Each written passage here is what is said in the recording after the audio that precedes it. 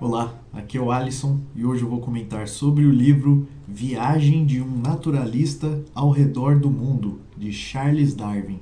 Bom, e esse é o primeiro volume que conta então a história da jornada, das viagens do autor ao redor do mundo, nas quais ele fez diversas descobertas e catalogou diversas informações de animais, de vegetais e também dos ecossistemas de diversas regiões no planeta, o que no futuro viria então a culminar na origem das espécies, a teoria então criada pelo autor. Bom, e nesse primeiro volume o autor ele vai comentar sobre as suas experiências no período em que ele passou pela África, Brasil e a Terra do Fogo. Então, esse livro ele funciona como uma espécie de diário de viagem do autor, enquanto ele estava conhecendo então cada um desses lugares. E o que me fez pegar esse livro então para ler, só para dar uma ideia, eu tinha comprado esse livro então em dezembro de 2021, mas até esse momento eu ainda não tinha feito a leitura do livro, mas depois que eu fiz a leitura daquela aventura do Amir Klink, que tem vídeo aqui no canal, eu quis fazer uma outra leitura nessa temática aqui então de aventura, ao redor do mundo. E por isso que eu escolhi esse livro. E logo de cara, o que eu acho que mais me chocou foi a imagem do Darwin, como a imagem dele mudou para mim. Sempre quando eu lia, quando eu estudava, quando eu falava alguma coisa sobre o Darwin, por exemplo, sempre vinha então na minha imaginação,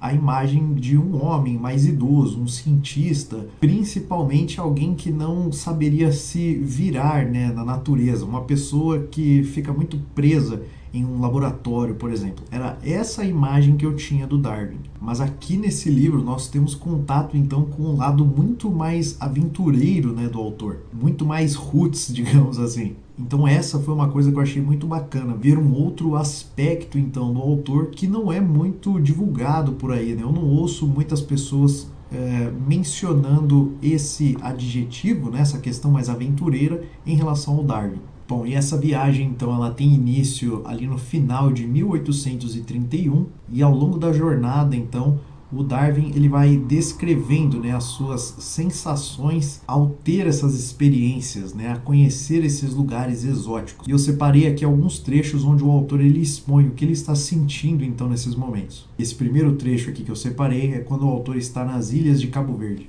A ilha seria considerada em geral muito pouco interessante, mas para alguém acostumado apenas às paisagens inglesas, o aspecto tão novo de uma terra completamente estéril possui uma grandeza que talvez uma vegetação mais luxuriante pudesse arruinar. Uma simples folha verde, somente com muita dificuldade, poderia ser encontrada durante longas extensões de planícies formadas pela lava. Ainda assim, rebanhos de cabra, somados a umas poucas vacas, conseguem sobreviver.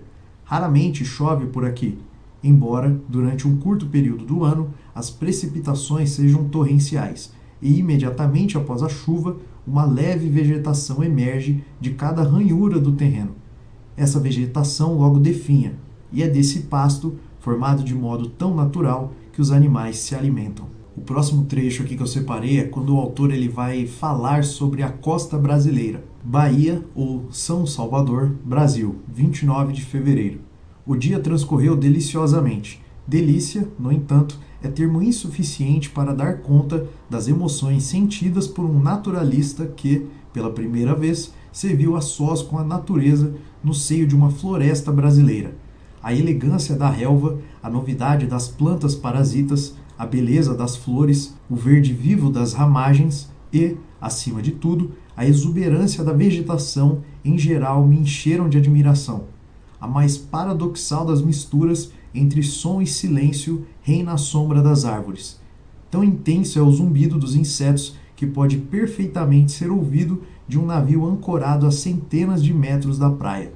Apesar disso, no recesso íntimo das matas parece reinar um silêncio universal. Para uma pessoa apaixonada pela história natural, um dia como este traz consigo uma sensação de prazer tão profunda que se tem a impressão de que jamais se poderá sentir algo assim outra vez. Depois de vagar por algumas horas, decidi voltar ao local do desembarque.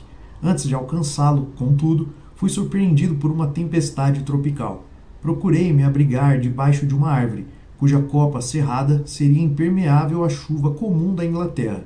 Aqui, porém, após alguns minutos, descia pelo enorme tronco uma pequena torrente. É à violência dessa chuva que devemos atribuir a verdura do solo nas matas mais densas, pois, se as pancadas fossem como nos climas mais frios, a maior parte da água seria absorvida ou evaporaria antes que chegasse ao chão. O próximo trecho que eu separei também sobre o Brasil é quando o autor ele vai comentar sobre o futuro que ele espera que o povo brasileiro então tenha com uma terra tão fértil quanto a nossa. Levando em conta a enorme superfície do Brasil, a proporção de terras cultivadas é insignificante se tomarmos as extensões abandonadas ao estado de natureza selvagem. Numa era futura, que população imensa esse país não sustentará? O próximo trecho que eu separei, dessa vez então na Terra do Fogo, mostra uma das diversas situações tensas que o autor ele passou durante essas suas aventuras, dessa vez em questão com os índios. Um europeu está em grande desvantagem em relação a selvagens como esses, que não têm ideia do poder das armas de fogo.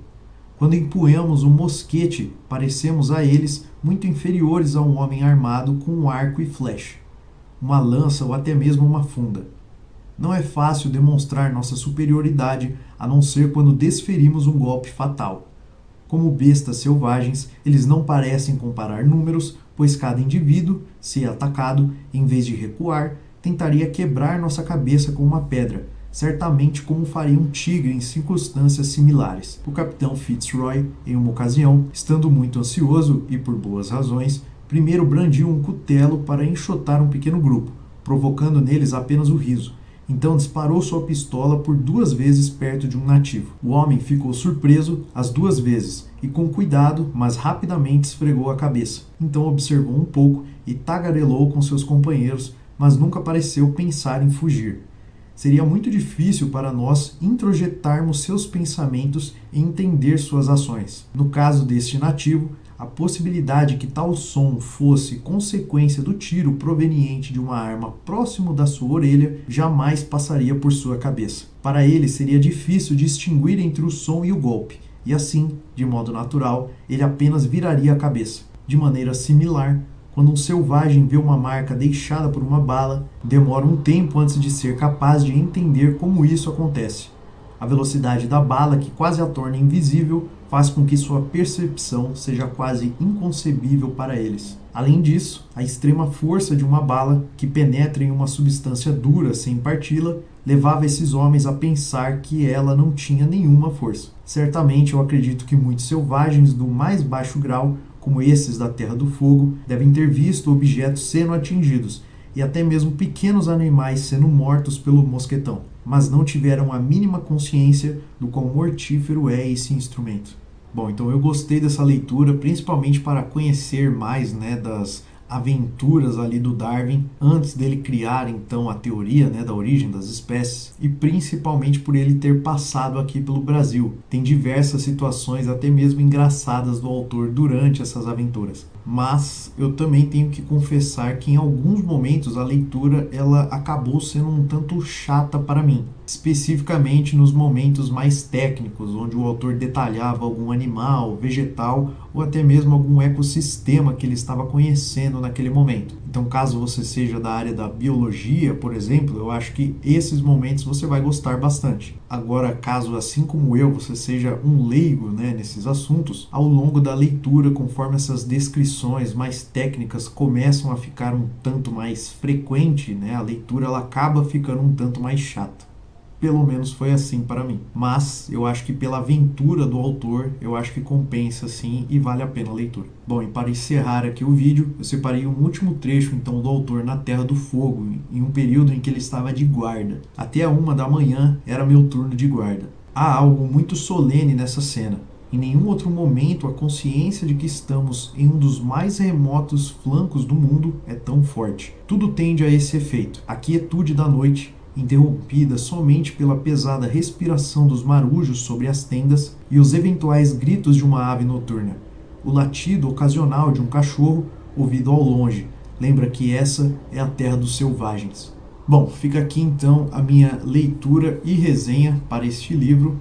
Se você gostou do vídeo, eu vou pedir para você deixar um like, se inscrever e compartilhar com alguém que possa gostar desse tipo de conteúdo. Qualquer comentário que você queira fazer é só deixar aqui embaixo e a gente se vê no próximo vídeo aqui no canal. Até lá!